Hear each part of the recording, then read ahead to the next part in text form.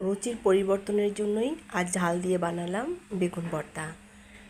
বাসায় ছিল কিছু বেগুন আর ঝটপট তৈরি করে নিলাম সেই বেগুন দিয়ে মজার বেগুন ভর্তা। বেগুনগুলোকে ঠিক এইভাবে করে কেটে নিয়েছি। ধুয়ে সামান্য পরিমাণ তেল গরম করে তার মধ্যে বেগুনগুলো দিয়ে সামান্য একটু লবণ দিয়ে নেড়ে চেড়ে ঢেকে এটা সিদ্ধ করে নেব 5 মিনিট সময় ধরে। বেগুন ভর্তা বিভিন্নভাবেই করা যায়, যার কাছে যেভাবে স্বাচ্ছন্দ্য মনে হয় তিনি সেভাবেই করে থাকেন।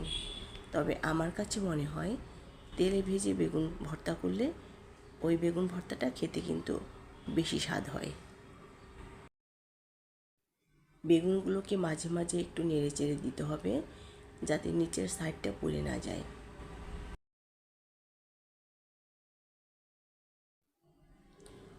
এবার বেগুনগুলোকে আমি একটু ঢাকনা দিয়ে ঢেকে আরও 1 মিনিটের মতো সিদ্ধ করে নেব।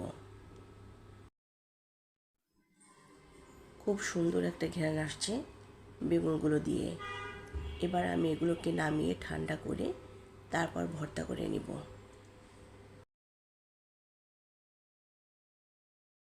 চারটা শুকনা মরিচ তেলে ভেজে নিয়েছি আর 3টা পেঁয়াজ একদম কুচি করে কেটে নিয়েছি সামান্য একটু লবণ দিয়ে। এবার এগুলোকে মেখে নিতে হবে। মাখানো পেঁয়াজ মরিচের মধ্যে দিয়ে দেব সরিষার তেল। আমি 2 টেবিল চামচ পরিমাণ সরিষার তেল দিয়েছি। এবার আগে থেকে ভেজে রাখা বেগুনগুলো দিয়ে একদম ভালোভাবে মেখে নিতে হবে যাতে পেঁয়াজ আর মরিচ বেগুনের গায়ে ভালোভাবে লেগে যায়।